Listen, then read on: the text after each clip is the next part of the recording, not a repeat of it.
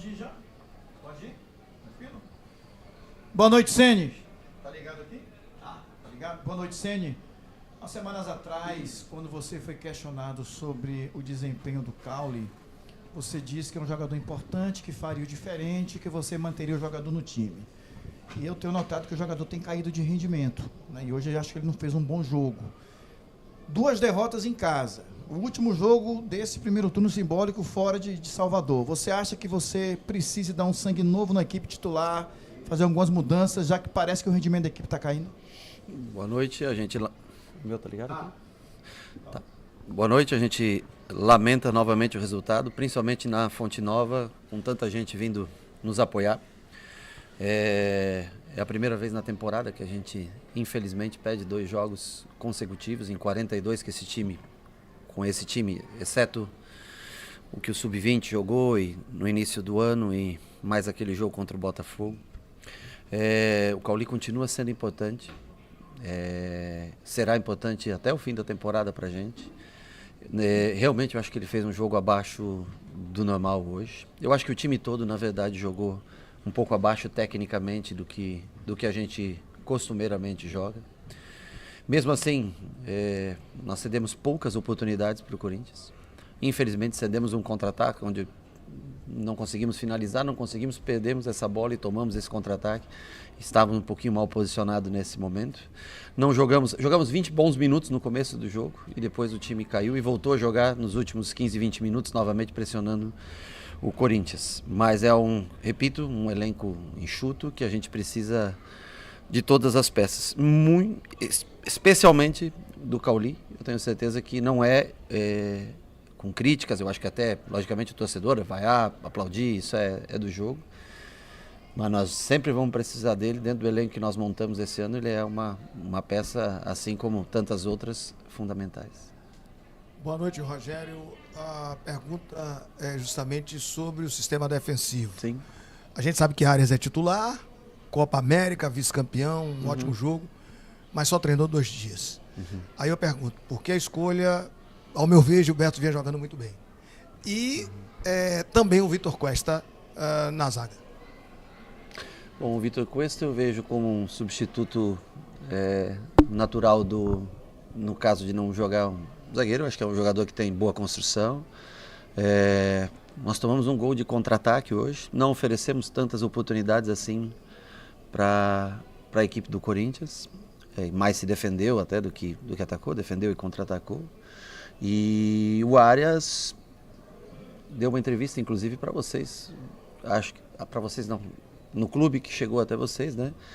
O Arias estava bem fisicamente, é um jogador que vinha jogando regularmente antes de ir, foi para uma Copa América, chegou numa final de competição, jogou alguns minutos na semifinal, jogou o jogo inteiro no domingo passado, veio, estava um pouquinho cansado na sexta-feira, ontem estava melhor, hoje se sentiu bem.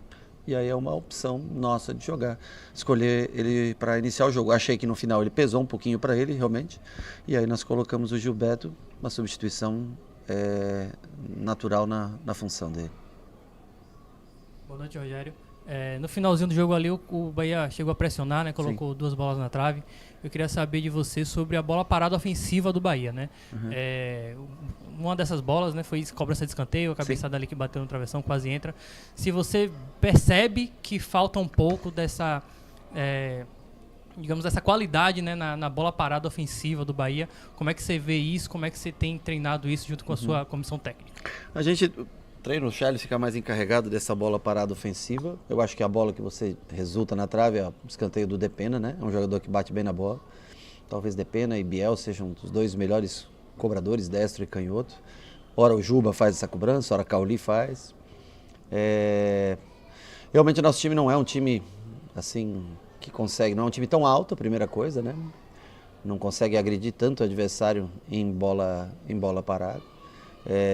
Faz suas jogadas, trabalha. Hoje quase empata o jogo nessa situação. Mas não é, eu acho que o ponto forte desse time, a bola parada ofensiva. Eu acho que é um time que sofre um pouco nesse sentido e que tem como característica jogar, trabalhar a bola e tentar achar espaços para conseguir entrar na defesa do adversário. Mesmo assim, o Rezende faz bem essa bola de de primeiro pau, atacando primeiro pau. Muitas vezes, quando ela é batida de forma direta, ele entra bem, ele contra... Acho que último ou penúltimo jogo também ele conseguiu um cabeceio de primeiro pau. Uma pena a bola não ter entrado, ao menos eu acho que minimamente justo seria fazer o gol para empatar o jogo, pelo que as duas equipes produziram. Mas, repito, foi um jogo dentro do minuto 20 até o 25 da segunda etapa, foi um jogo que nós jogamos abaixo do que a gente pode. Boa noite, Rogério. Com relação até ao estilo de jogo do time, eu lembro que no começo do ano você falava sobre esse meio-campo que foi formado e que se não tivesse a bola teria muita dificuldade de jogar. Chega a algum ponto a gente falar que nessa metade de ano o estilo de jogo do Bahia já fica previsível para os adversários, algo de que já saiba como neutralizar esse meio-campo do Bahia que tem qualidade com a bola nos pés, mas que hoje não conseguiu ir tão bem assim?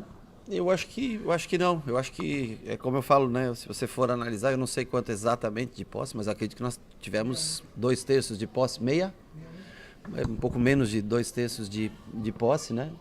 Mas é a característica do time, joga contra Flamengo dessa maneira, joga contra Atlético Paranaense lá em Curitiba dentro dessa maneira, então eu acho que não é previsível. É que, logicamente, eu entendo.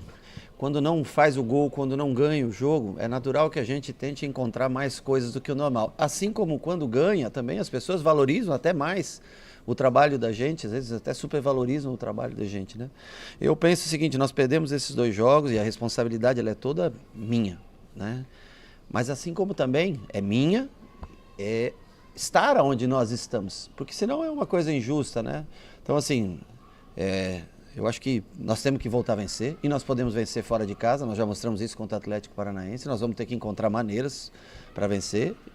É um grupo pequeno, é esse grupo que vai até o final do campeonato e nós temos que encontrar soluções, nós temos muitos desfalques para o próximo jogo, né? Eu acredito que nós não tenhamos, não tem Canu e Caio já por cartões, não tem Biel por cartões e pelo incômodo que ele está sentindo ainda.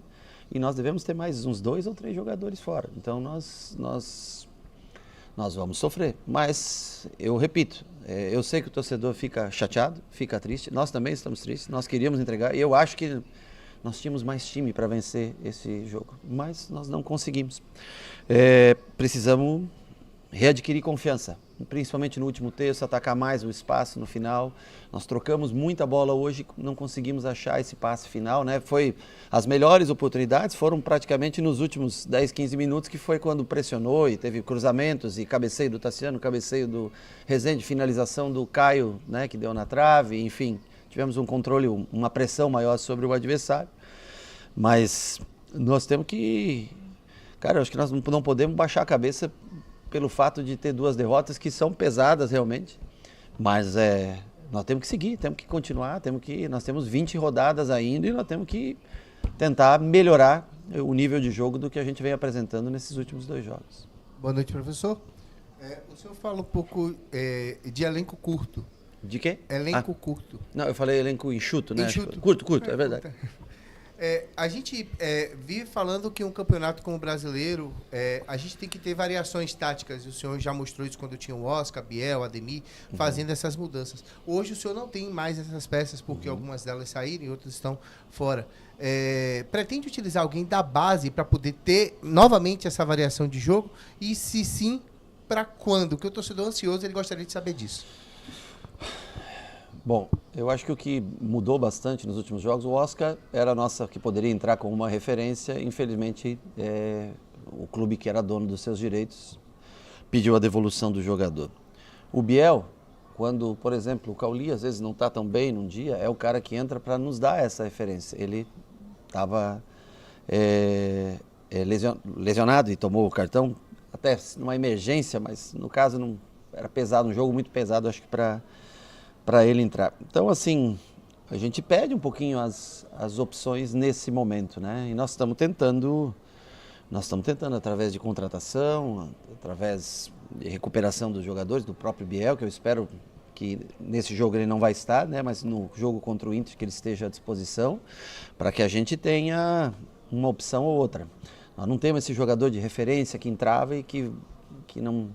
Agora, claro que eu acho que as soluções, elas a médio prazo, a longo prazo, ela tende a vir da base. Eu concordo com vocês. Mas será que nós temos jogadores na base hoje prontos para entrar? Quem é o jogador que joga de 9 na base hoje? O Thiago. Um jogo que a gente precisa de uma referência. O Thiago é um jogador de referência, de área? Não, ele faz mais o que o Everaldo mas, faz. Ele faz o que o Everaldo faz. Mas pelos lados, né? Um jogador de ataque, espaço. Então, assim, ele treinou com a gente na semana passada, eles estavam de folga até ontem, eu trouxe o Vitinho para o jogo, mas eu precisava, essa situação do Biel, tentar deixar o jogador livre para o futuro.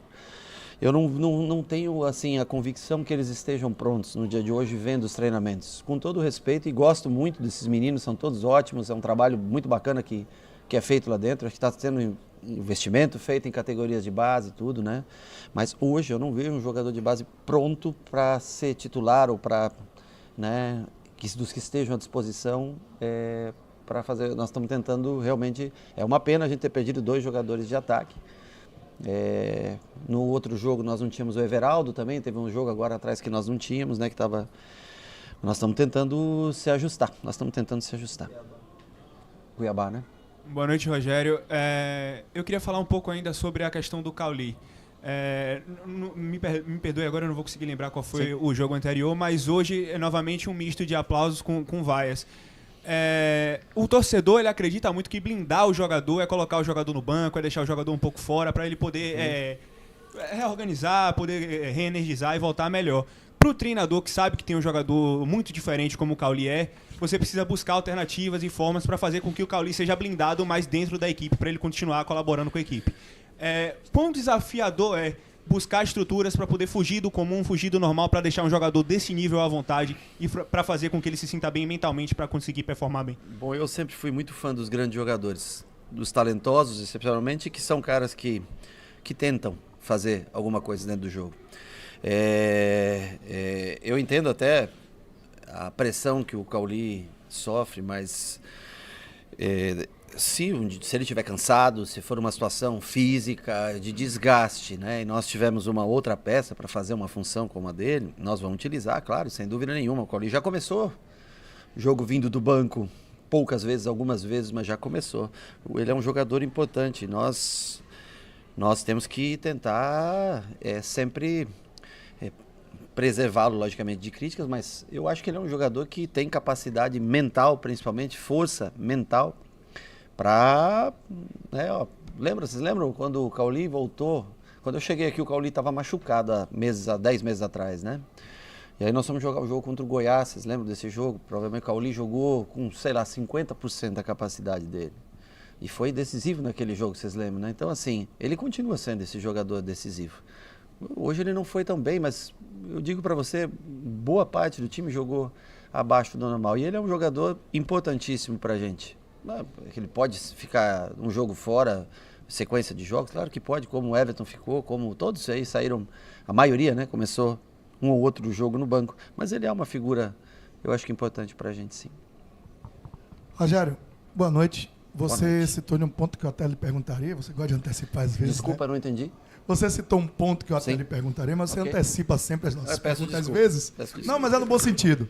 Pelo seguinte, você falou que do mesmo jeito que a culpa é sua quando perde, tem que ser dado crédito porque chegou onde está. Sim. Concordo, tá? E acho que também não foi por acaso. E o mérito é seu também, seu e do elenco. Dos atletas, claro, lógico. Não, seu e do elenco, foi o que eu disse. Então, assim, no nível desses atletas, jogadores com esse nível de inteligência e de produtividade, não cabe a eles também entenderem que podem solucionar o jogo ou simplificarem o jogo? Se eu posso dar um passe para o companheiro que passa do lado, por que eu tenho que tentar um passe em elevação com 3 homens postados na linha final que vai cortar essa bola mais facilmente do que eu tocar do lado para o cara que está passando para cruzar? Por que eu não chuto de fora da área se abre-se o espaço? Porque todos esperam eu tocar, fazer a tabela, porque eu não surpreendo chutando. E aí eu estou falando da tomada de decisão do atleta.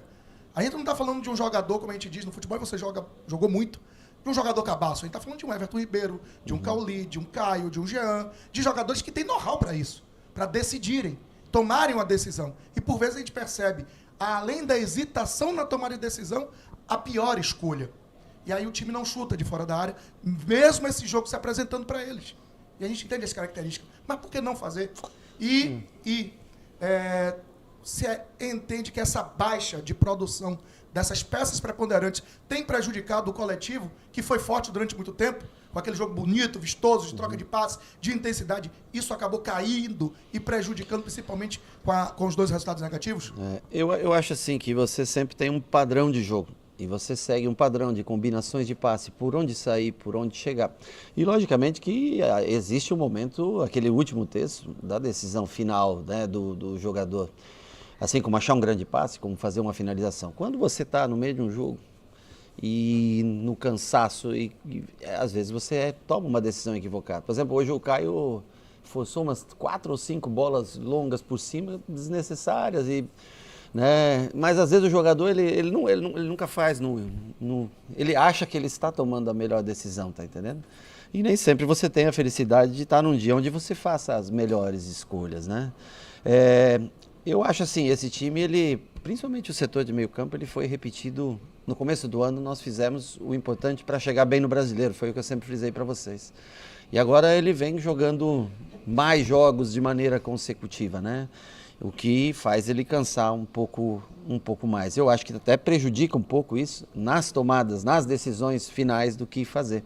Mas eu concordo que aparecer nós temos que finalizar um pouco mais, temos que ser um pouco mais objetivos, mas aí talvez foi o que fez com que nós jogássemos boa parte do jogo abaixo daquilo que a gente pode apresentar. Me perdoe voltar, Sim. porque assim, eu sou fominha de esporte. Claro. E na maioria dos esportes, há o coletivo, sim, mas tem muito trabalho que é individualizado. Sim. E nesse sentido, você recorta, sua equipe recorta as atuações e passa para esses atletas para que eles possam se ver novamente. Por exemplo, a gente quando começa no rádio, vai ouvir muito para ver o que a gente falou, o que poderia ter sido melhor, o que não poderia.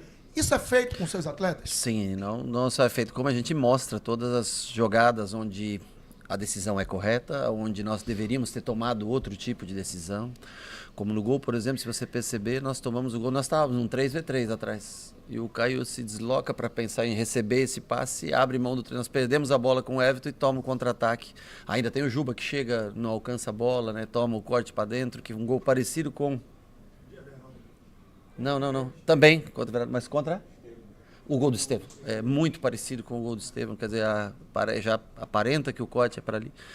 Agora, vamos haver erros dentro de um jogo, mas são apresentados, nós temos uma pessoa dentro da comissão técnica que é formada em desenvolvimento individual de jogadores, para a gente trabalhar tanto ofensivo, nós temos um cara que é zagueiro, que trabalha essas bolas aéreas defensivas, é verdade, mas é que os erros estão, e eu sei que sempre se sobressai numa derrota, mesmo que seja de 1-0, mesmo que a expectativa de gol do adversário tenha sido baixíssima e que a nossa tenha sido bem maior, né? Eles finalizaram o quê? 1 ou 2 vezes no gol assim, né? Nós tivemos mais oportunidades hoje do que eles, tá? Mas eu confesso que nós, a partir do minuto 20, nós estávamos bem no jogo até no começo, batendo bola, e nós caímos do minuto 20 ao 20 do segundo tempo, a gente apagou bastante no jogo, né? Então cabe a mim e aos jogadores, né, a gente encontrar uma maneira de voltar a vencer. Eu sei que é muito pesado, é difícil, você tem uma expectativa de estar sempre lá em cima, nós ainda estamos numa parte de cima da tabela, mas é um momento de precaução, de você abrir o olho, com poucas alternativas, mas temos que encontrar boas alternativas para voltar a vencer, espero que seja na quarta-feira. Você me permita só repercutir uma declaração do Textor, se quiser se abster também não tem problema. Ele fala que defende o teto salarial no Brasil, se não fizermos, o Bahia vai ganhar 20 campeonatos seguidos. O que é que você pode nos dizer sobre essa declaração? Enfim, não sei em que contexto também você estava quando recebeu essa declaração. Desculpa, eu não, essa parte é uma parte administrativa, né? Eu não tenho muito a comentar realmente sobre isso.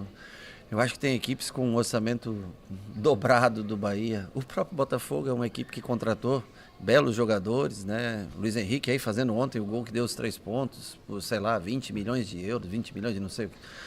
Então, assim, eu nem entro nesse mérito. Acho que cada um se expõe, fala o que é uma democracia, cada um tem direito de falar. Eu não entro numa análise mais administrativa, prefiro tentar, já temos problemas suficientes na parte futebolística do que entrar em decisões, em comentários sobre decisões mais lá de cima administrativas. Ok? Valeu, gente.